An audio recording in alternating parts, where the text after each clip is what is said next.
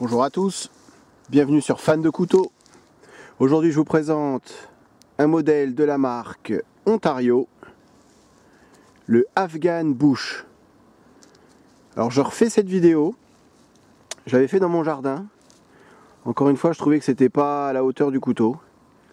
Et j'ai regardé avant de partir sur le site internet où je l'avais acheté, ça vient des États-Unis.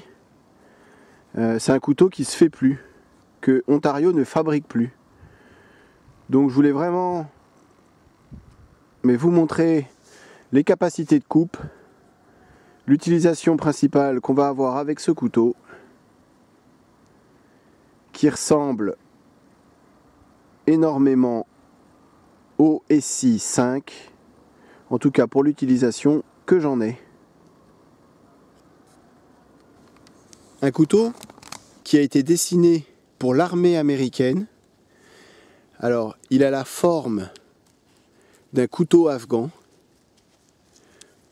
d'où le nom. Alors, quelques dimensions. Longueur totale 25,4 cm. Longueur de la lame 12,7 cm. Donc vous avez autant de poignées que de lame. Épaisseur de la lame 5 mm. Une pointe solide. Acier utilisé sur ce couteau 10,95.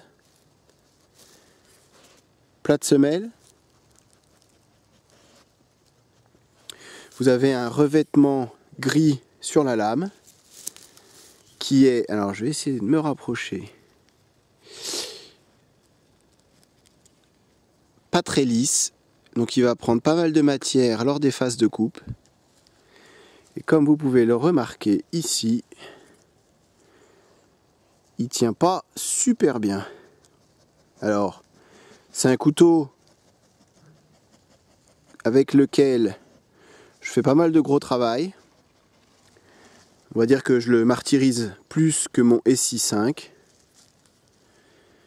Mais le revêtement, c'est pas la qualité SI. Manche en micarta. Assez carré. Alors il y a quand même des parties arrondies pour l'avoir bien en main. Mais c'est une grosse poignée. Un peu comme sur le SI 5. Voilà, on n'arrive pas à faire le tour et ça fait vraiment grosse poignée. Particularité, vous n'avez pas de trou pour passer la dragonne. Par contre, vous avez une très bonne courbure au niveau du manche ici. Pour tout ce qui est coupe à la volée, ça va marcher très très bien. Mieux que le SI 5. Regardez ma vidéo, vous verrez que la poignée du SI 5 est plus droite. Ça c'est vraiment pas mal. Il glisse pas lors de coupe à la volée.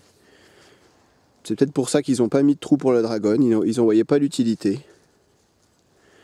Sur la lame, émouture plate. Full flat grind. Très large à ce niveau-là. Un bon belly, une bonne courbure. Ça va en faire un excellent trancheur. Là, vous avez un vrai finger choil pour vous rapprocher de la lame. Pas de jimping sur le dessus, mais il y a une petite... c'est un petit peu rehaussé là, sur le dessus de la lame.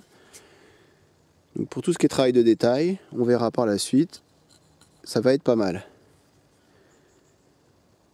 Pour finir, fabriqué aux États-Unis.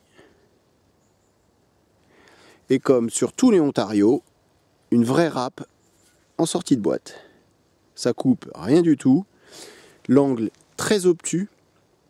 Donc j'ai passé 1h30 encore une fois à 2h à essayer d'affiner un petit peu l'angle pour avoir du tranchant. C'est pas parfait, mais c'est bien mieux que quand je l'ai reçu. Alors avec Ontario, je suis habitué. Comme je vous ai dit dans la présentation, ce couteau Sur le site en tout cas que j'ai vu, il se fabrique plus. Donc de toute façon en France, moi je l'avais jamais trouvé. Celui-là il vient des États-Unis. Je vous montre quand même la finition. C'est pas qualité ici, hein, c'est plus. Après c'est pas le même prix non plus. Là vous voyez, vous avez un peu de. C'est du détail, hein, mais bon. Manche démontable pour le nettoyage. Je vais vous faire des tests de coupe pour vous montrer tout le potentiel de ce couteau. Pour être complet sur la description de ce couteau, le poids 335 grammes sans l'étui, couteau seul. C'est, je trouve, vraiment le poids idéal. Ni trop lourd, ni trop léger. Plus léger qu'un SI5, plus lourd qu'un SI4. C'est vraiment pour moi le couteau entre les deux. L'étui, bon, c'est un étui traditionnel de chez Ontario. Vous avez à l'arrière des passants molles pour attacher au sac, un passant ceinture, non détachable, il faut enlever la ceinture pour le passer. Petit détail, mais ça peut compter. Vous avez ici des trous pour l'attacher autour du cou, pour la sécurité autour du manche. Des trous également pour passer de la paracorde et l'enrouler autour de la cuisse. Une petite pochette pour mettre un multitool. Voilà, vraiment la pochette comme sur le SP50, comme sur le RAT 7. Vous avez un fourreau en plastique, zéro rétention si vous attachez pas les deux boutons pression, comme sur tous les couteaux du jeu dans la lame et dans l'étui. Voilà, ça fait du bruit. Voilà, je ne vais pas m'attarder plus longtemps, vraiment l'étui basique, correct, sans plus, de chez Ontario. L'utilisation principale que moi je vais avoir de ce couteau, ça va être un couteau de camp, un couteau pour faire un peu d'élagage, pour préparer le camp quand on arrive pour faire un bivouac. Donc je vais vous montrer un peu ce qu'on peut faire avec. On l'a vraiment, encore une fois, très très bien en main grâce à cette courbure au niveau de la poignée. Pas besoin de dragonne.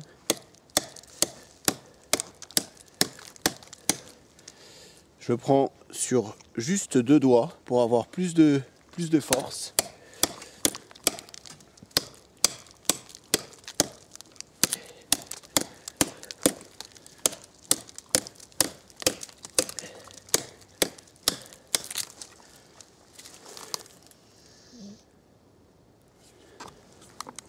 Là après, une autre technique, donc ça c'est du plus gros diamètre.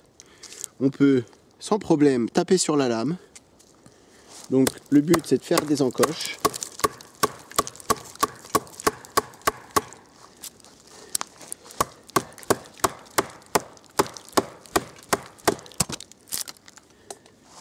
Voilà, un peu tout autour. Alors je sais pas si on va bien voir, je cache un peu.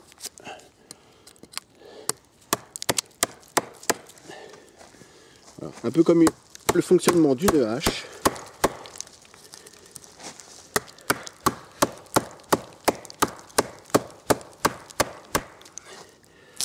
Alors, c'est en faisant ce genre de travail que j'ai réussi à abîmer le revêtement.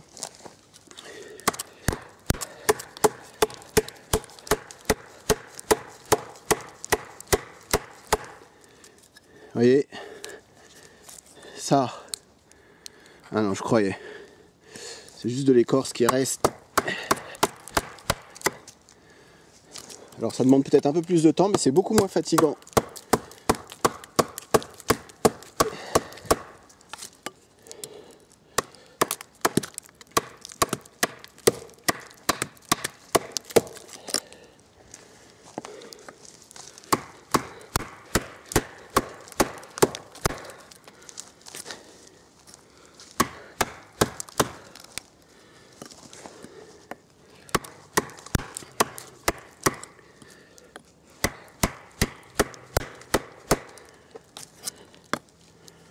Voilà, j'essaie de pas me mettre devant l'objectif, c'est pas évident.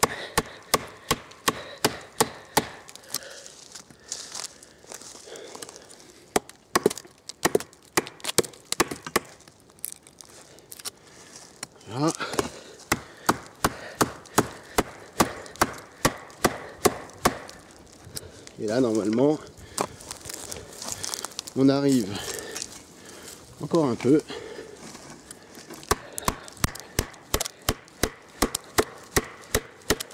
Vous voyez, je tape quand même de toutes mes forces.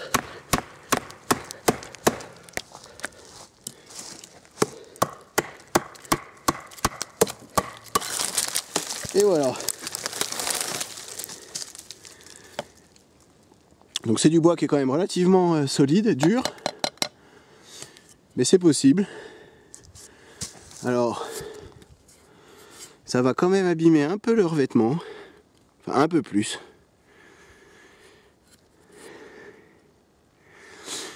Je pense pas qu'avec mon SI5, si je tape autant, ça l'abîme autant. Après le fil, sans problème. Acier 1095, ça coupe très très bien. Et très longtemps. Donc, travail de camp par excellence, le bâtonnage. Donc là, c'est de la bûche qui, je pense, est parfaitement adaptée à ce genre de couteau. 5 inches, c'est pas un énorme couteau, donc ça sert à rien de prendre de la bûche de 20 cm de diamètre. Je pense que là, elle est suffisamment longue pour voir si ça passe à travers. Donc, pas de problème, on peut taper sur la pointe.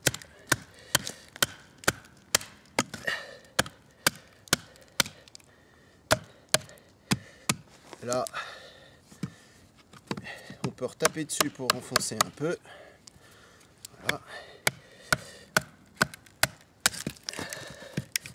Vite un peu. Et on peut faire levier sans aucun problème. Voilà, pour écarter le bois. Ça va très très bien. Là, ça va être de la rigolade. Voilà. Pas de problème pour ce couteau. Épaisseur de la lame. Et mouture plate. Je vais essayer avec celui-ci. Il y a pas mal de nœuds en début. Voilà. Ce coup-ci, je me fais pas avoir. Je prends un gros bâton. Et on y va. Voilà. Donc, sans aucun problème, vous voyez les nœuds. Une simple formalité.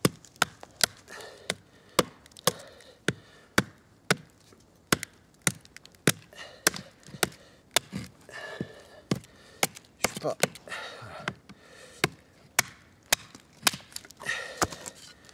Vous voyez, ça écarte super bien le bois.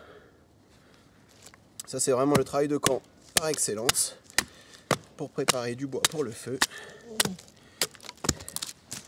Il va très très bien se débrouiller.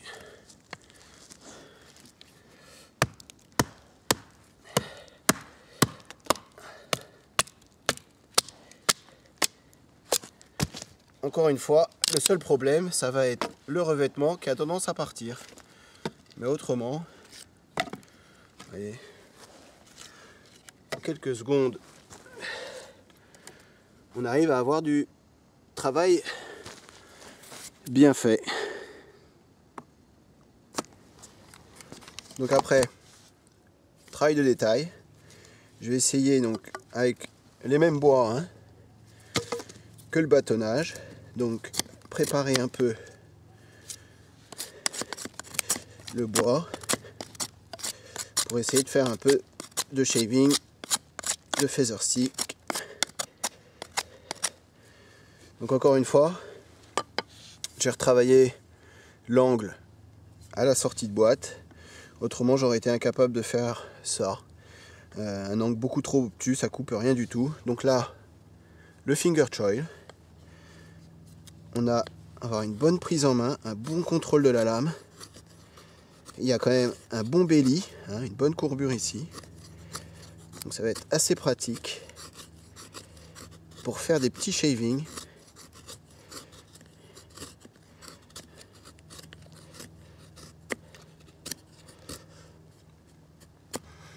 Alors après, en s'éloignant un peu, on peut essayer de faire du feather stick.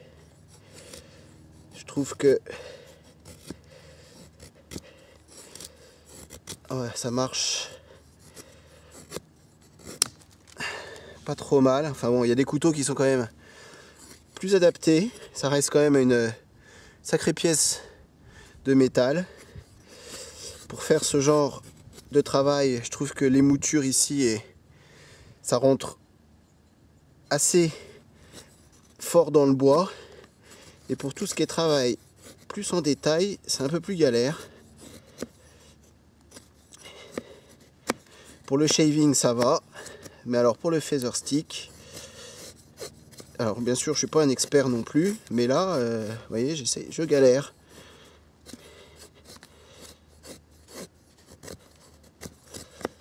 Bon après ça permet aussi hein, d'allumer un feu. Mais je voulais vraiment essayer de faire un peu de feather stick. Bon là le bois est quand même peut-être pas top non plus. Ouais, c'est pas l'idéal. Alors je vais essayer sur un autre endroit.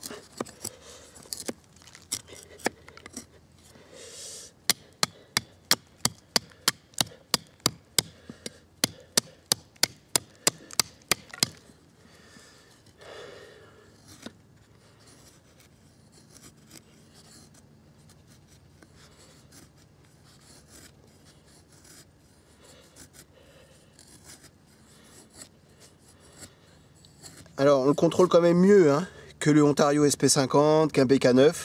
C'est pas la même taille de lame, c'est moins fatigant. On y arrive quand même si je pense que c'est pas le meilleur couteau pour faire ça. Donc ce couteau, ça va pas être le meilleur couteau pour percer. On a une bonne épaisseur jusqu'à la pointe. Par contre, il y a des couteaux qui sont quand même plus pointus, qui vont être plus adaptés pour tout ce qui est le perçage. Donc c'est quand même possible. La pointe est suffisamment costaud pour pouvoir, vous voyez, enlever un peu d'écorce. Alors je ne vais pas trop abîmer l'arbre, mais on peut faire levier sans aucun problème. C'est pas le cas de tous les couteaux.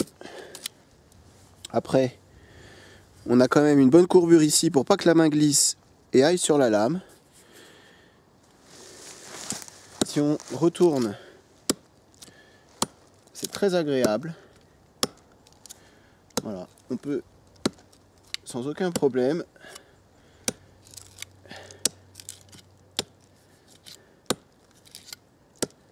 voilà, bon, je vais pas trop abîmer l'arbre, mais c'était vraiment pour vous montrer que vous voyez, ça bouge pas. Alors oui, le revêtement va partir un petit peu, mais ça fait partie du jeu. C'est vraiment, vous voyez, le fil il est resté nickel. Ça c'est l'acier 1095. Honnêtement, sur Ontario ou sur Essie, même sur Kabar, j'ai jamais été déçu par cet acier. Je trouve que c'est vraiment le très bon compromis entre efficacité, tenue du tranchant, facilité à l'affûtage. Et là j'ai fait la presque finition miroir. Ça garde vraiment pas de chips. Le fil il roule pas, il a pas tendance à rouler, ça garde vraiment très longtemps. C'est pour ça que ce sont aussi des couteaux de survie et qu'ils utilisent cet acier. C'est que on peut compter dessus. Pour conclure, sur ce Afghan Bush, je dirais que ça reste un cran en dessous du SI5. On voit le revêtement qui s'en va. Maintenant, celui-ci, je l'ai acheté via un site américain. Je l'ai payé 66 $. Je vous laisse faire la conversion. Rapport qualité-prix, j'ai pas mieux. Ça reste un couteau correct, pas excellent, ergonomie moyenne, étui moyen, finition moyenne. Le tranchant, encore une fois, Ontario en sortie de boîte, une vraie râpe. Maintenant, une fois qu'on a refait un peu le tranchant, il correspond à tout ce qu'on peut attendre de ce genre de couteau. Ça reste très correct et pour 66 $, j'ai pas trouvé mieux. J'espère que la revue vous a plu. À bientôt sur ma chaîne. Salut!